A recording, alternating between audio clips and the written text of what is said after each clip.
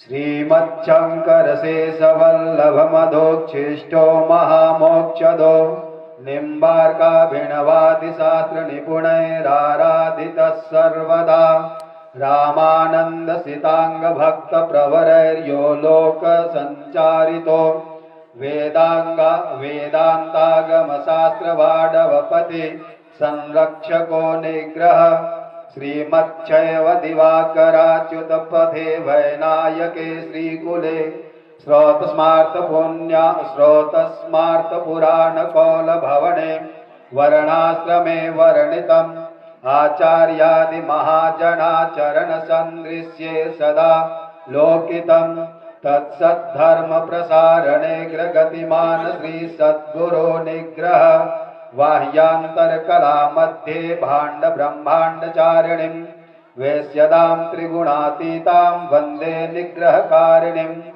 शास्त्रारण्य महासिंहं शास्त्रसिन्धोऽस्तिमिङ्गलं नमः समन्वयाचार्य निग्रहं धूर्तनिग्रहं धर्मसंरक्षणार्थाय धर्मसंहारहेतवे निग्रहाणां च धर्माज्ञा लोके लोके प्रवर्धताम्। प्रेम से बोलिए सियावर रामचंद्र की जय, पवन सुत हनुमान की जय, बोले जगत जननी माता की जय, बोले श्री शंकर भगवान की जय, बोले निग्रहाचार्य महाराज की जय। वर्णानामर्थसंघानां रसानां छन्दसामपि मंगलानां च कर्तारौ वन्दे वाणी विनायकौ भवानी शंकरौ वन्दे श्रद्धा विश्वासरूपिणौ याभ्यां विना न पश्यन्ति सिद्धाः स्वान्तस्थमीश्वरम् वन्दे बोधमयं नित्यं गुरुं शंकररूपिणं यमाश्रितो हि वक्त्रोऽपि चन्द्रः सर्वत्र वन्द्यते सीतारामगुणग्राम पुण्यारण्यविहारिणौ वन्दे विशुद्धविज्ञानौ कवीश्वर कपीश्वरौ उद्भवस्थितिसंहारकारिणीं क्लेशहारिणीं सर्वश्रेयस्करीं सीतां नतोऽहं रामवल्लभां यन्मायावशवर्ति विश्वमखिलं ब्रह्मादिदेवासुरा यत्सत्त्वादमृषैव भाति सकलं रज्जौ यथा हेर्भ्रमः यत्पादप्लवमेकमेव हि भवां बोधैस्तितीर्षावतां वन्देऽहं तमशेषकारणपरं रामाख्यमीशं हरिं। प्रेम से बोलिए आनंद कंद भगवान की। थोड़ा भगवान नाम संकीर्तन करें। श्री राम जय राम जय जय राम, श्री राम जय राम जय जय राम, श्री राम जय राम जय जय राम, श्री राम जय राम जय जय राम। जय जय विघ्नहरण हनुमान जय जय जय जय विघ्नहरण हनुमान जय जय श्री राम जय जय राम, श्री राम जय श्री राम जय जय राम, श्री राम कौसल्या के प्यारे राम, कौसल्या के दशरथ राज दुलारे राम, दशरथ राज दुलारे राम। सीतापति सीता प्राण आधारे राम, सीता श्री राम जय जय राम, श्री राम जय जय विघ्न हरण हनुमान, जय जय श्री राम जय जय राम, श्री राम। प्रेम से बोलिए आनंद कंद भगवान की। नाना पुराण निगमागम सम्मतं यद् रामायणे निगदितं क्वचिदन्यतोऽपि स्वान्तः सुखाय तुलसी रघुनाथ गाथा भाषा निबद्धमति मंजुलमातनोति। श्रद्धालु श्रोतागणों, यद्यपि हमारा अभी का जो समय चल रहा है बहुत अधिक व्यस्त समय था और हमारे सभी कार्यक्रम दिनचर्याएं निश्चित थीं, किंतु आप सबों ने प्रेम पूर्वक आमंत्रित किया तो एक दिन का समय लेकर हम आए। और यद्यपि आशा बहुत कम थी कि हम आ पाते, लेकिन आप लोगों के प्रेम के वशीभूत होकर हम आए। भगवान स्वयं जब प्रेम के वशीभूत होकर चले जाते हैं तो हम भक्तों को भी उनका अनुकरण करना चाहिए। जब वे परब्रह्म होकर किसी प्रकार का प्रपंच नहीं करते तो हम लोग जीव होकर, उनके भक्त होकर किसी प्रकार का प्रपंच करें, यह शोभनीय नहीं होता। गोस्वामी तुलसीदास जी ने जब इस महान सर्वोपयोगी ग्रंथ का लेखन किया, जिसको हम श्री रामचरितमानस के नाम से जानते हैं, तो उद्देश्य क्या था उनका? कोई पैसा कमाने के लिए नहीं लिखे, कोई पॉलिटिक्स करके चुनाव जीतने नहीं लिखे, अपने बहुत सारे मठ मंदिर चेले बन जाएं इसके लिए भी नहीं लिखे, हमको संसार याद रखे बड़े कवि के नाम से, बड़े विद्वान के नाम से, इसके लिए भी नहीं लिखे। जब तुलसीदास जी ने श्री रामचरितमानस का लेखन किया तो स्वान्तः सुखाय तुलसी रघुनाथ गाथा, स्वयं को सुख प्रदान करने के लिए उन्होंने लिखा। हमारे चित्त में शांति का उदय हो, स्वान्तः सुखाय तुलसी रघुनाथ गाथा। आज पूरा विश्व इस बात से परेशान है कि उसको शांति नहीं मिलती।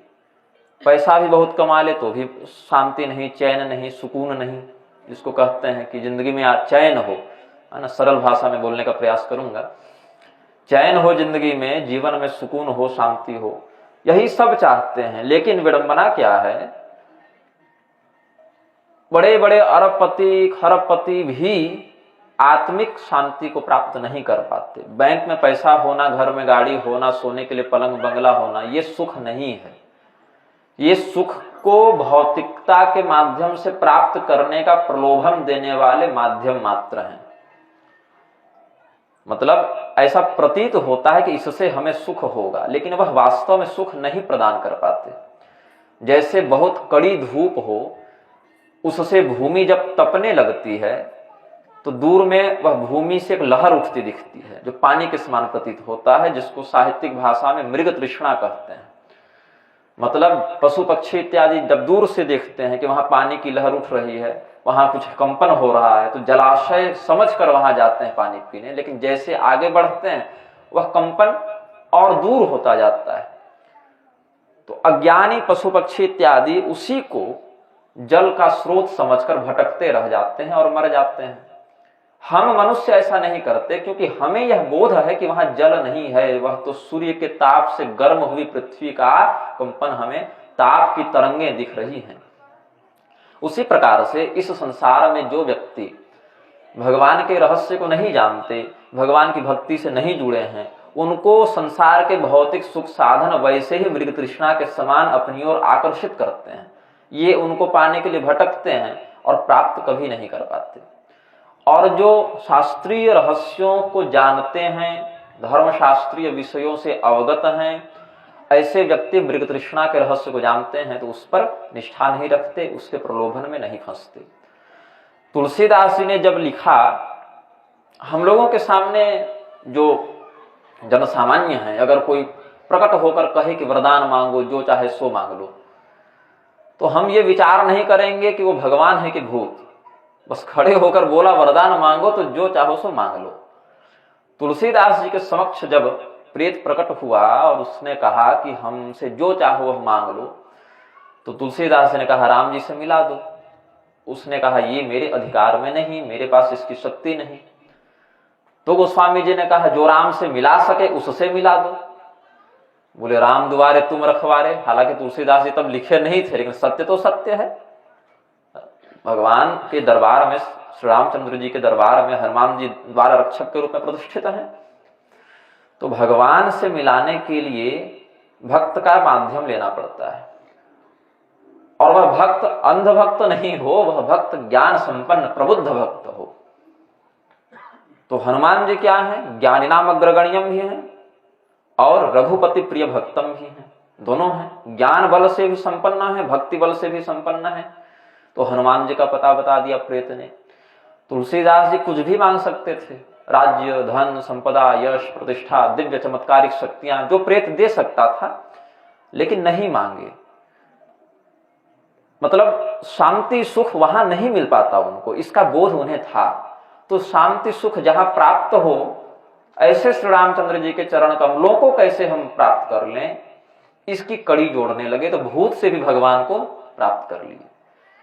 भूत मिल जाए तो मोक्ष नहीं होता, लेकिन उस भूत के माध्यम से हनुमान जी को पकड़ा, हनुमान जी के माध्यम से राम जी को पकड़ा, राम जी के माध्यम से अपना उद्धार करा लिया। ये विवेक तुलसीदास जी में विद्यमान था।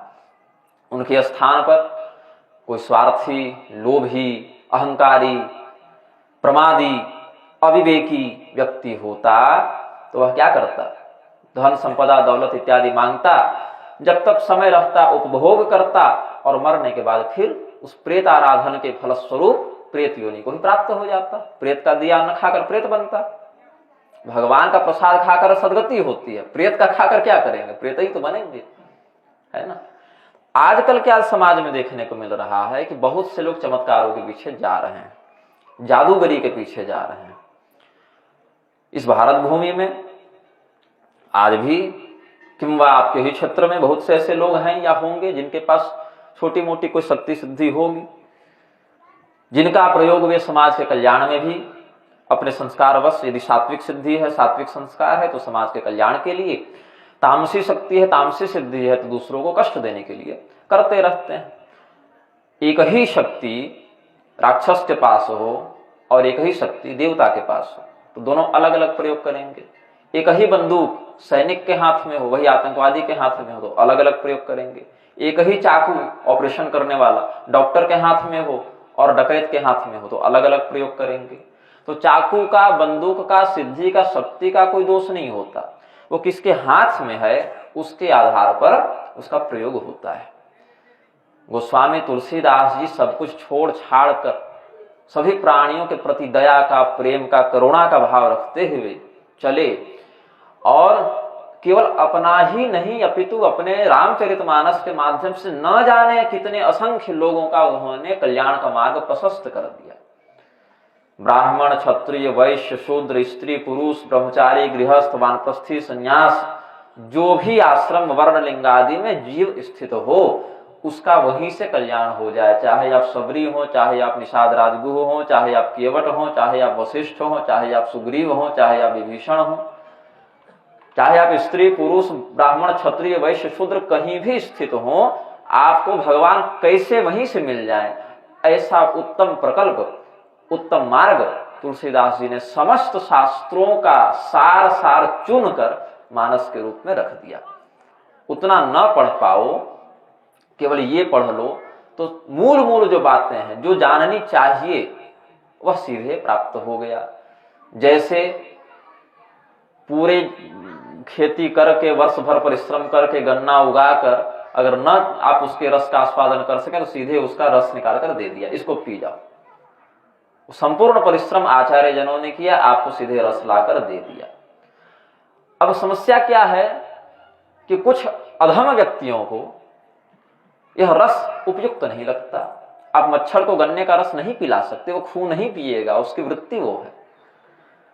क्योंकि उसकी प्रवृत्ति धर्म में लग ही नहीं सकती, उससे होगा ही नहीं। मछली आकाश में नहीं उड़ सकती, उससे होगा ही नहीं, वह जल में ही रहेगी, यह उसका स्वभाव है। तो संत हो चाहे असंत हो, अपना स्वभाव नहीं छोड़ते। असंत पर यदि किसी संत की कृपा हो जाए तो भले वह सुधर जाए, अपना स्वभाव अपने से नहीं छूटता उससे। जैसे कपड़े में गंदगी लग जाए अपने से साफ नहीं होती, कोई साफ कर दे रगड़ रगड़ के तो भले साफ हो जाए, है ना। तो सठ सुधर ही सत्संगति पाई, लेकिन अपने से नहीं। सत्संगति पाई, कोई सत्संगति का उसमें संयोग बना, पारस मणि का स्पर्श मणि का उससे संयोग बना, तो पारस के प्रभाव से लोहा सोने में परिणत होगा। वह लोहे का पुरुषार्थ नहीं, अपितु तो पारस मणि का, स्पर्श मणि का वह प्रताप जानना चाहिए। गोस्वामी जी ने नाना पुराण निगमागम सम्मतम यत्, विभिन्न प्रकार के वेद पुराण आगम आदि में जो धर्म शास्त्रों के रहस्य वर्णित थे, उनको अपने ज्ञान से, भक्ति से, प्रबल वैराग्य से जाना, समझा और ऐसी भाषा में लिखा कि सभी समझ सकें उसको। वो चाहते तो जिस स्तर के विद्वान थे ऐसी कठिन संस्कृत लिखते कि कालिदास माघ भवभूति भी उनके सामने क्यों बा कुछ लघुतर नजर आते। इस स्तर की रचना कर सकते थे गोस्वामी जी, किंतु उन्होंने अपनी उस प्रतिभा को सिद्ध करने में समय नहीं लगाया। ये हम कितने बड़े विद्वान हैं, कितना अच्छा संस्कृत लेखन कर सकते हैं, इसमें गोस्वामी जी ने नहीं लगाया। गोस्वामी जी ने यह लिखा कि सब लोग कैसे समझ जाएं, भाषा निबद्ध मति मंजुलम आत्मोक्ति। और वो भी कोई प्रतिष्ठा के लिए, कोई नाम हो जाए हमारा, कोई यश हो जाए, बहुत लोग हमारी वाहवाही करें, इसके लिए भी नहीं, अपितु स्वांतः सुखाय, हमें सुख की प्राप्ति हो, आत्मीय सुख की प्राप्ति हो, शांति की प्राप्ति हो। और यह कथा कैसी है? मंगल करणी कलिमल हरणी तुलसी कथा रघुनाथ की। दो बातें हैं, मंगल करणी और कलिमल हरणी। कलयुग की जो गंदगी है उसको हरण करने के लिए और समस्त प्राणियों का मंगल करने के लिए यह भगवान श्री रामचंद्र जी की कथा लिखी गई है। अब कुछ अज्ञानी जन पूर्व जन्म के पाप के कारण, अशुभ संस्कारों के कारण, जिनकी बुद्धि अत्यंत निम्न स्तर की है, इसी भारत भूमि में अब वह दिन लेकर आ गए हैं कि रामचरितमानस को जलाया जा रहा है। अभी एक दो दिन पहले घटना घटित हुई है इसी देश में। रामचरितमानस जिसके माध्यम से भारत के संपूर्ण समाज के सभी प्रकार के लोग, चाहे वो शंकराचार्य जी जैसे विद्वान हो, चाहे गांव का अनपढ़ अंगूठा छाप व्यक्ति हो, समान प्रकार से रामचरितमानस से वह लाभान्वित होता है और समान श्रद्धा रखता है ना। चाहे बड़े से बड़ा विद्वान हो, चाहे अनपढ़ से अनपढ़ व्यक्ति हो, रामचरितमानस सबों के लिए समान रूप से ग्रहणीय और अनुकरणीय है। ये विशिष्ट रचना है। और दूसरे किसी संप्रदाय, मत, मतांतर, मजहबादी की किताब को जला देंगे तब क्या होगा? किताब जलाना छोड़िए, अगर जलाने की घोषणा भी कर दिए तो पूरा देश दंगों की चपेट में आ जाएगा। लेकिन सनातन धर्म के ग्रंथों पर क्या, कहीं चर्चा तक सुनने को नहीं मिलती। कोई जला दे चाहे जो करे, उल्टे ऐसे अधर्मियों को लोग सम्मान देते हैं, पुरस्कार देते हैं, सरकारी सुरक्षा और सरकारी प्रोत्साहन भी मिलता है ना। तो यह भारत का दुर्भाग्य होते जा रहा है। पहले जो भी सनातन धर्म को तोड़ने के लिए आए, इस कलयुग की एक दो पीढ़ी की बात मत सोचिए, वृत्ति देखिए प्रारंभ से असुरों की क्या रही है। हिरण्यकशिपु ने क्या कहा? हिरण्यकशिपु ने यह कहा कि विष्णु को मारना तो सरल होगा नहीं, तो विष्णु तत्व जहां जहां प्रतिष्ठित है उनको नष्ट करना प्रारंभ करो। विष्णु तत्व कहां कहां प्रतिष्ठित है? गौ माता में, यज्ञ में, ब्राह्मणों में, धर्मशास्त्रों में, वर्णाश्रम व्यवस्था में, चातुर्वर्ण संस्कृति में। बोले इनको यहां से तोड़ना शुरू करो। कोई वृक्ष बहुत ऊंचा हो तो उसको जड़ से काटना शुरू करते हैं, नीचे कटेगा ऊपर अपने गिरेगा। तो ये सब भगवान के जड़ हैं, इनको खत्म करो। कंस ने भी यही कहा, रावण ने भी यही किया। ते ही बहुविधि त्रासई देश निकासई जो कह वेद पुराना, जप जोग विरागा तप मख भागा श्रवण सुनई दस शीसा।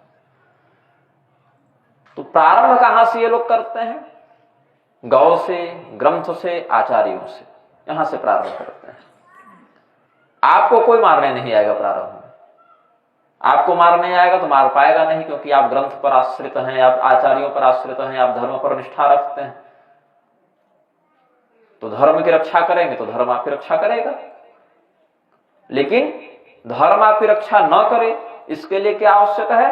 आपके जीवन में जो धर्म स्थापित है उसको हटा दिया जाए, आपका कवच हटा दिया जाए। उसके लिए क्या करेंगे? सबसे पहले धर्म ग्रंथों पर आक्षेप करना शुरू करेंगे।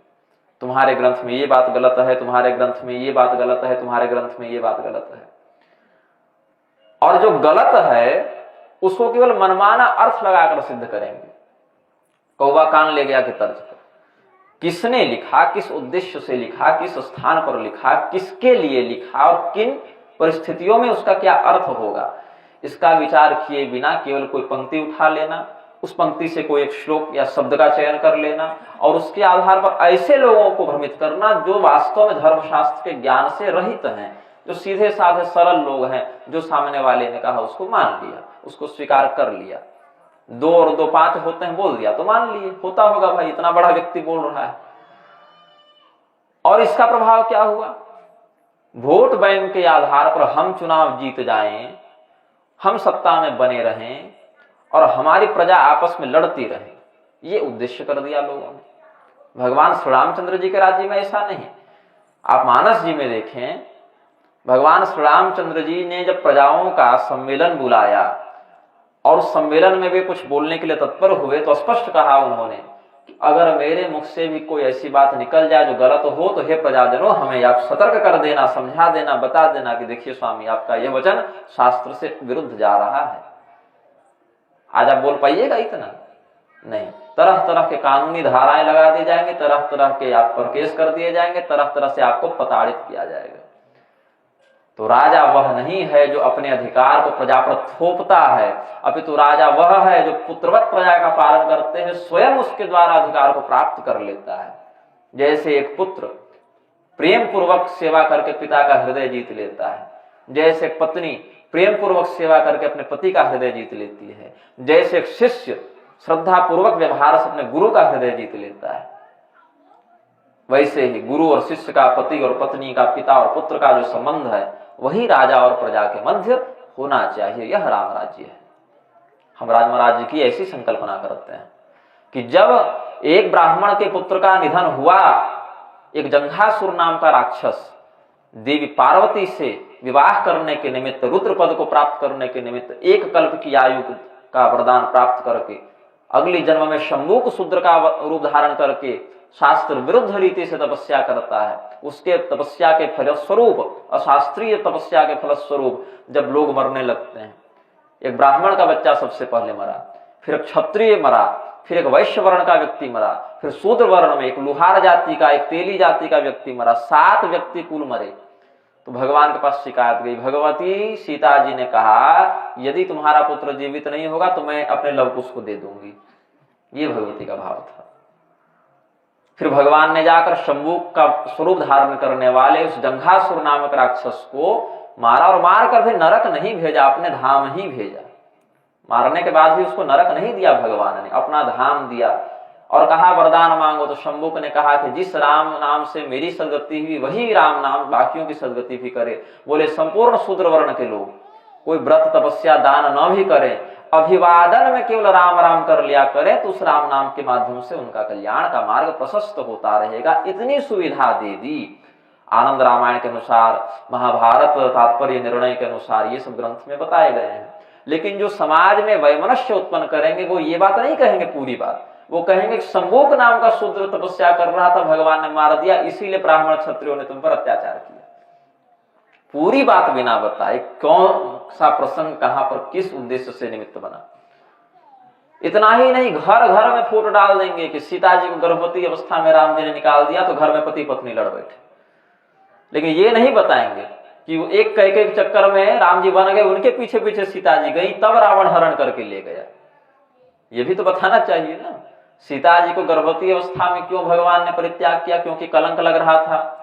कलंक क्यों लग रहा था? क्योंकि रावण के यहाँ रह आई थी, जानबूझ के नहीं, वो तो विवशता थी, रावण हरण करके ले गया। तो पहले तो प्रश्न ये उठना चाहिए ना कि रावण ले कैसे गया? आप वन ही नहीं जाते तो रावण ले नहीं जाता। वन क्यों गए? कैकेयी के हठ के कारण, मंथरा के बहकाने पर। तो ऐसा नहीं, वामपंथी विचारधारा का आश्रय लेकर राम जी को गाली देंगे कि सीता जी को निकाल दिया। ये नहीं देखते कि जिनको राजा बनना था उनको निर्दोष भगवान श्री रामचंद्र जी को कुचक्र करके मंथरा के बहकाने पर जंगल भेज दिया गया और भगवान शहर से चले भी गए। भरत जी जब लौटाने के लिए निवेदन करने के लिए गए तो भी अस्वीकार कर दिया, बोले नहीं, पिताजी के गुजरने के बाद उनका वचन तोड़ दें हम। जब जीवित थे पिताजी उनके वचन का सम्मान किया, पिताजी का वचन ही प्रधान है। तो भगवान का चरित्र सामान्यतया तो समझ में आ ही जाता है लोगों को, लेकिन अगर कुछ बिंदु उसमें समझ में न आए तो अपनी बुद्धि से अपने सत्य गुण का आश्रय लेकर उसकी समीक्षा करनी चाहिए कि भगवान ने ऐसा क्यों किया, इसके पहले की घटना क्या थी, इसके बाद की घटना क्या थी। जिस धोबी ने भगवान पर आरोप लगाया उस धोबी की कोई चर्चा नहीं करता, राम जी की चर्चा सब करते हैं। तो धोबी का भी कोई अपराध नहीं था बाहर से।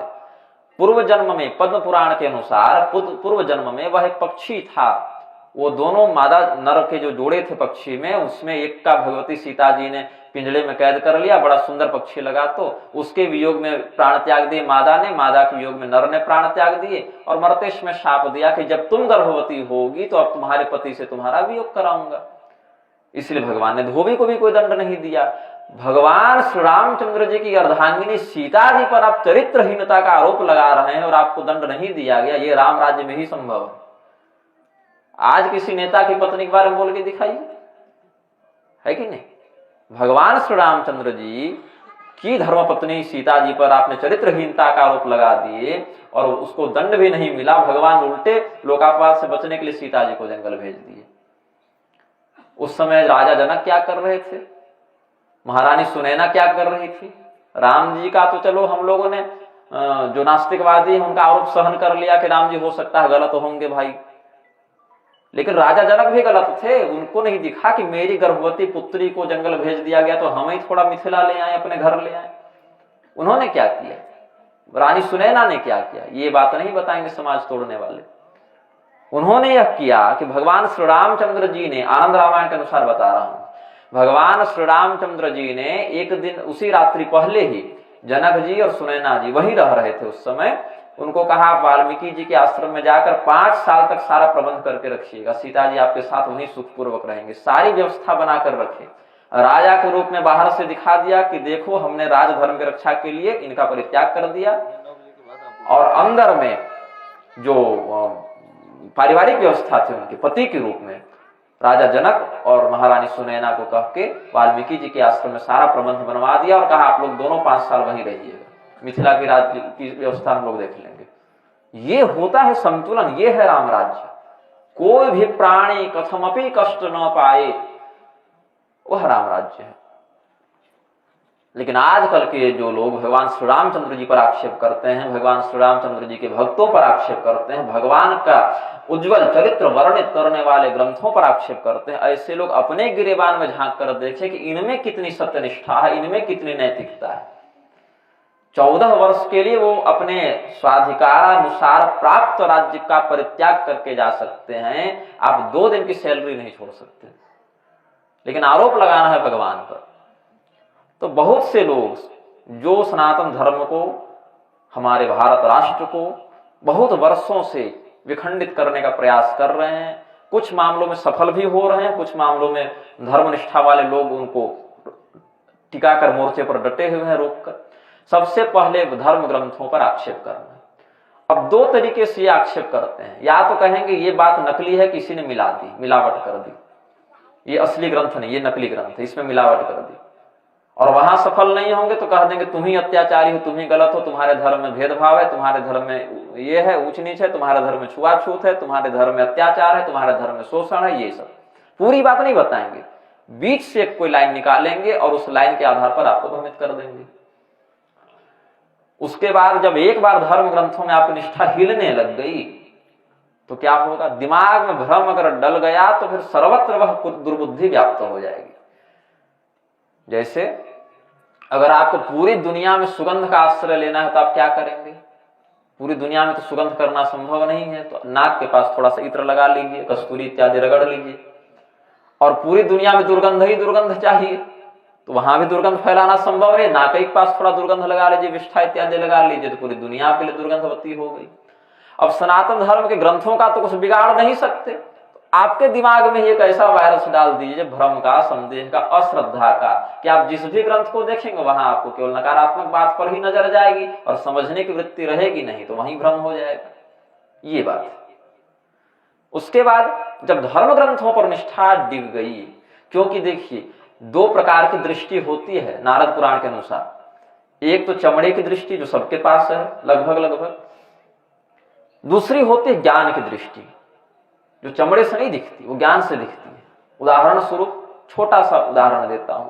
एक व्यक्ति जो 20 साल 30 साल से गाड़ी चला रहा है, उसकी गाड़ी का कौन सा नट कहां पर ढीला है उसको गाड़ी चलाते चलाते एक अनुमान लग जाता है। उसने आंख से नहीं देखा है, उसको अपने अनुभव से, ज्ञान से पता चल जाता है हमारी मशीन का ये नट अभी काम नहीं कर रहा है।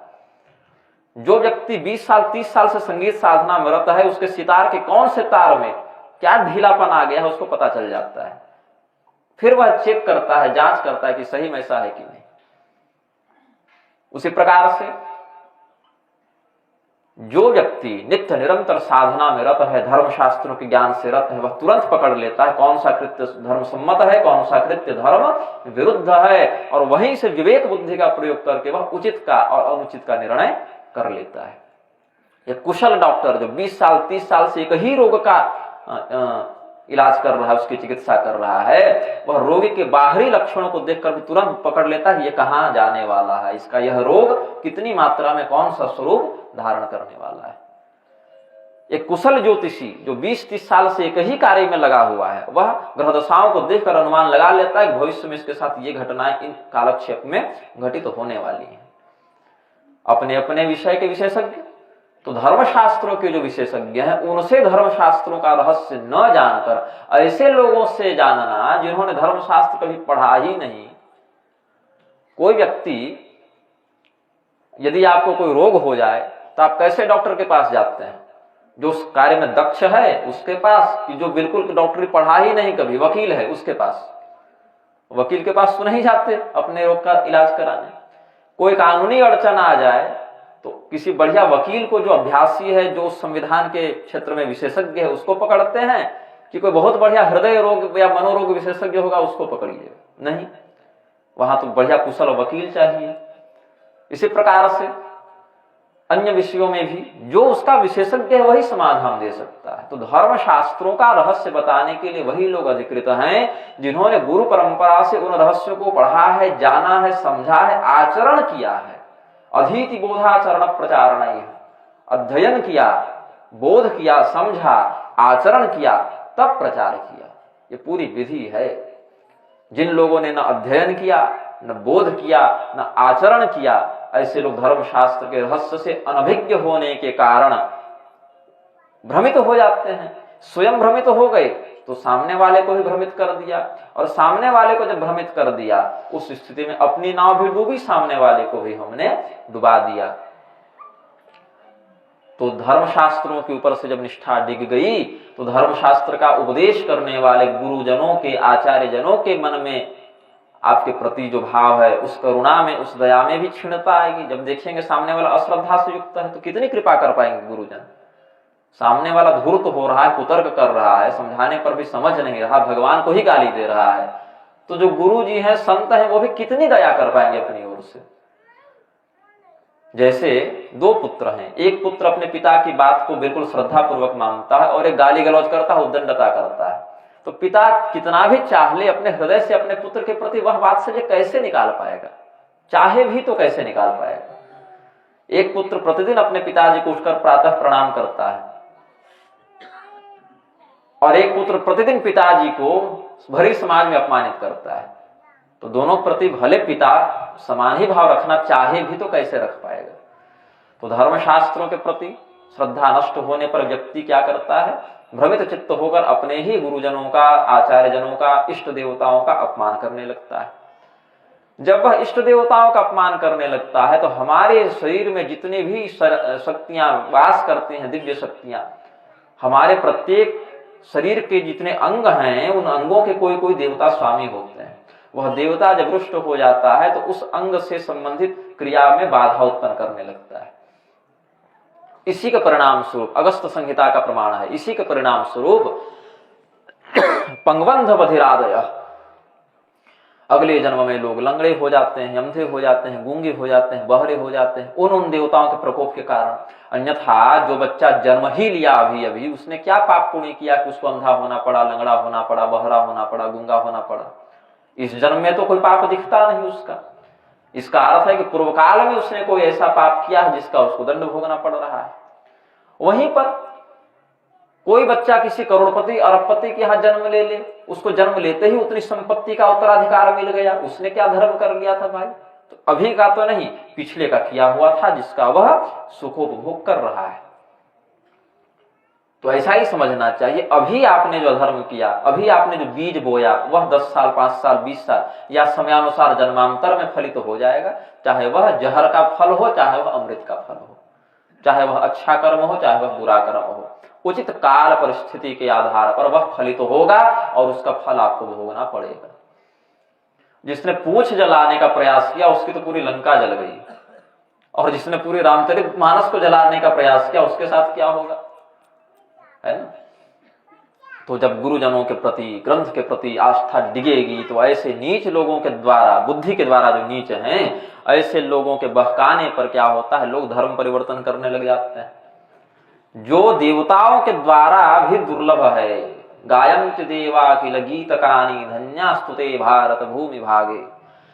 देवता स्वर्ग में प्रार्थना करते हैं कि हे प्रभु, हम यहाँ क्या फंसे हुए हैं सुखोपभोग में, इससे हमको बचना है, निकलना है, हमें भारत में भेजिए, मनुष्य बनाकर भेजिए, वहां हम निष्कर्म सिद्धि को प्राप्त करके आपका भजन करते हुए इस बार बार जन्मने और बार बार मरने के चक्र से छूटेंगे। ऐसे भारत भूमि में जन्म लेकर, ऐसे भारत भूमि में आकर, मनुष्य शरीर पाकर, सनातन धर्म का हिस्सा बनकर, चाहे जिस रूप में हो, हमारे शरीर में ही सभी अंग हैं और सभी अंगों से सभी कर्म नहीं हो सकते। आप मुंह से चल नहीं सकते और पैर से खा नहीं सकते। अपने अपने क्षेत्र में प्रत्येक अंग की उपयोगिता है, उस उपयोगिता को दूसरा नहीं भर सकता।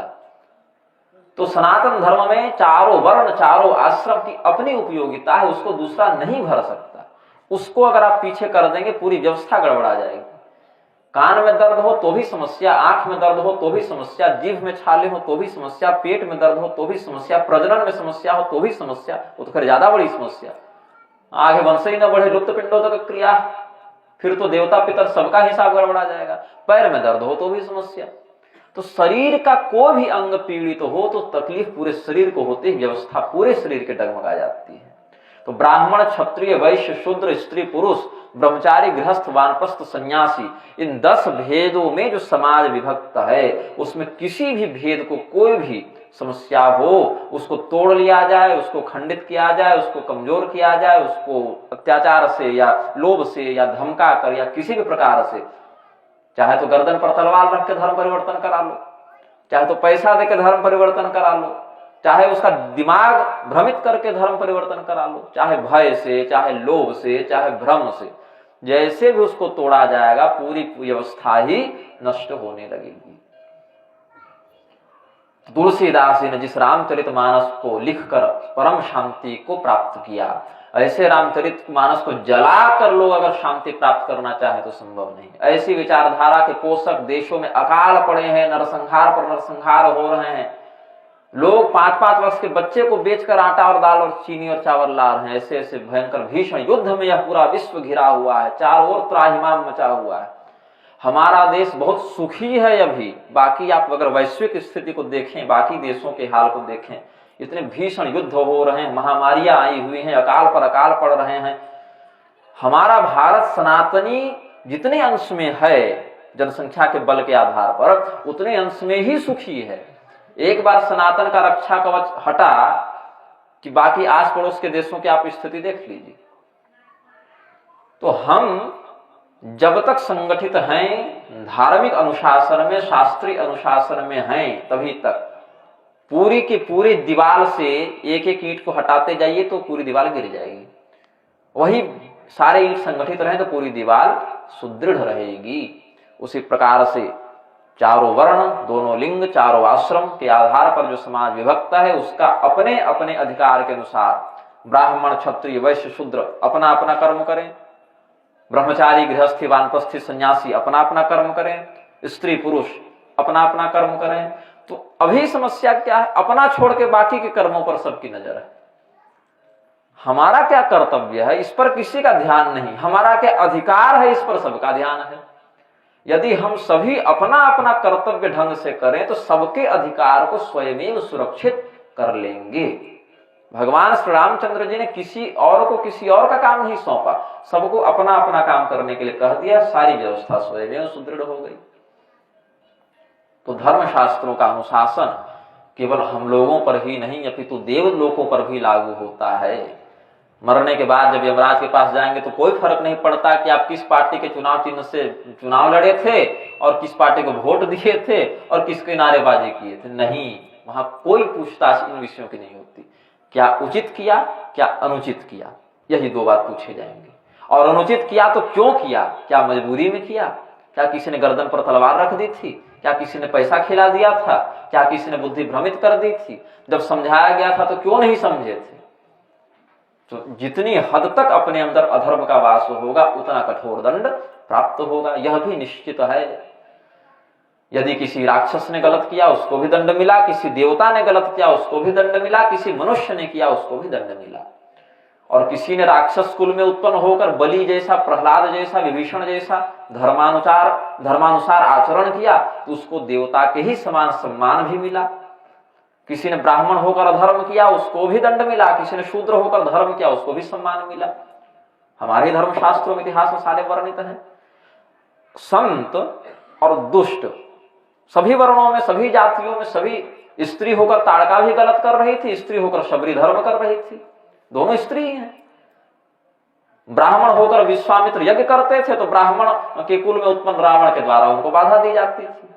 क्षत्रिय के कुल में उत्पन्न होकर जो पांडव अर्जुन हैं उन्होंने धर्म की रक्षा की तो सहस्र अर्जुन को अधर्म करने के कारण परशुराम जी ने मार दिया। ब्राह्मण, क्षत्रिय, वैश्य, शूद्रादि में शूद्र होकर पंजवन ने जब पाक यज्ञ किया उसको दिव्य लोकों की प्राप्ति हुई। शंभुक ने शास्त्र विरुद्ध तपस्या की, उसको दंड मिला। तो उचित कर्म चाहे जो करे, यदि अपने आश्रम वर्ण इत्यादि की मर्यादा के अनुरूप कर रहा है उसके लिए धर्म पुरस्कृत करता है, सुखोपभोग का फल प्रदान करता है। और यदि वह अपने कर्तव्य का परित्याग करके मनमाना आचरण करता है तो उसको दंड मिलता है। यह सीधी सीधी बात समझनी चाहिए। लेकिन वैमनस्य वृत्ति को धारण करने वाले, प्रसारित करने वाले दुर्बुद्धि जन, भारत विखंडन कारक जन पहले धर्मशास्त्रों के प्रति अश्रद्धा उत्पन्न करते हैं, फिर पारिवारिक फूट, तरह तरह के कानून लाकर पति पत्नी में फूट डाल दो, भाई बहन में फूट डाल दो, संपत्ति के चक्कर में, हिस्सेदारी के चक्कर में पति पत्नी में फूट डाल दो, भाई बहन में फूट डाल दो, ब्राह्मण और उनके यजमानों में फूट डाल दो, राजा प्रजा में फूट डाल दो। किसी भी प्रकार से समाज को इतना तितर बितर कर दो कि लोग हमारे अलावा किसी को अपना शरणदाता समझे ही नहीं। हम जो कहें तो उठे और हम जो कहें तो वह बैठे। इस प्रकार से जो भारत स्वतंत्र कहला रहा है वह सैद्धांतिक रूप से स्वतंत्र नहीं है। जैसे आपको अगर जेल में बंद कर दिया जाए और कहा कि तुम स्वतंत्र हो, अपने कमरे में देखो, उस दीवार के सामने खड़े हो जाओ या इस दीवार के सामने खड़े हो जाओ, ये तो तुम्हारी स्वतंत्रता है, तो उसको वास्तव में स्वतंत्रता नहीं कहते। जेल में कैद कैदी भी अपने कमरे में घूम ही लेता है, टहल ही लेता है, लेकिन इससे उसको स्वतंत्र नहीं कहा जाता। तो हमें तो गरुड़ बनकर आकाश में उड़ना था और हमें पिंजड़े में बंद कर दिया गया है, मच्छर जैसा वहीं भिन भिना रहे हैं, उसी को अपनी उड़ान समझ रहे हैं। और बाकी अन्य मतांतर वाले धर्म परिवर्तन कराने के लिए क्रॉस लटका के आ जाएंगे कि ये लो 10 बोरा चावल, ये लो पैरासिटामोल की गोली और चमत्कार से बुखार ठीक हो गया तो तुम हमारे में आ जाओ। तो इन बातों से व्यक्ति को बड़ा सतर्क रहना चाहिए।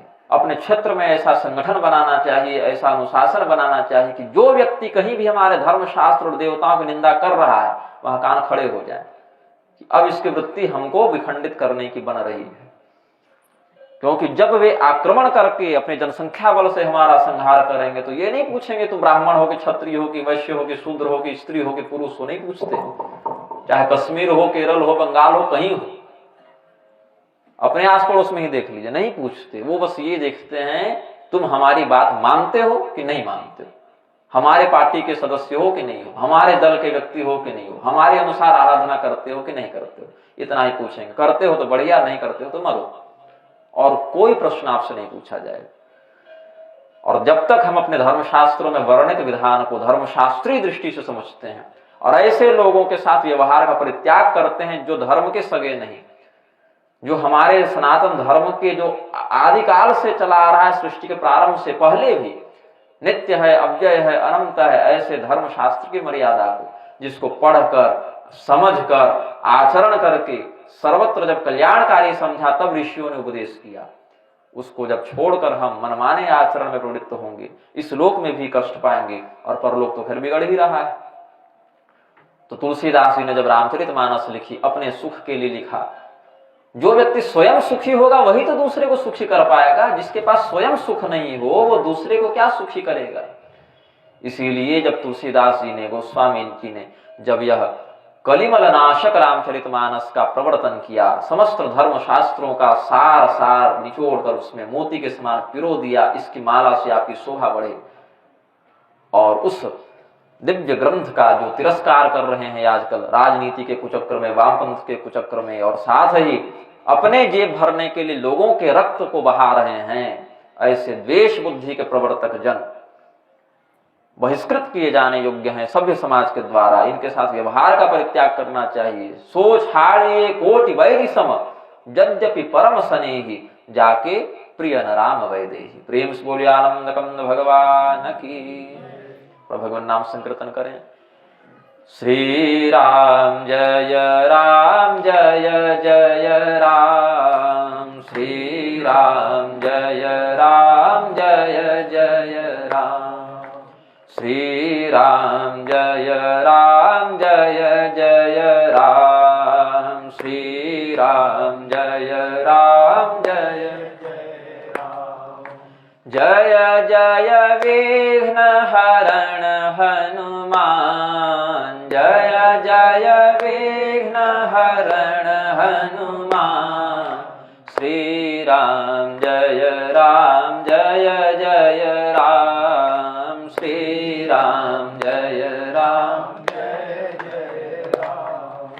कौसल्या के प्यारे राम, कौसल्या के प्यारे राम, दशरथ राज दुलारे राम, दशरथ राज दुलारे राम, सीता प्राण आधारे राम, सीता प्राण आधारे राम, श्री राम जय जय राम,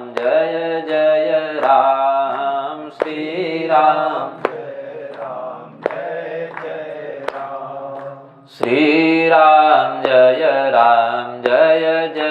राम, श्री राम जय राम।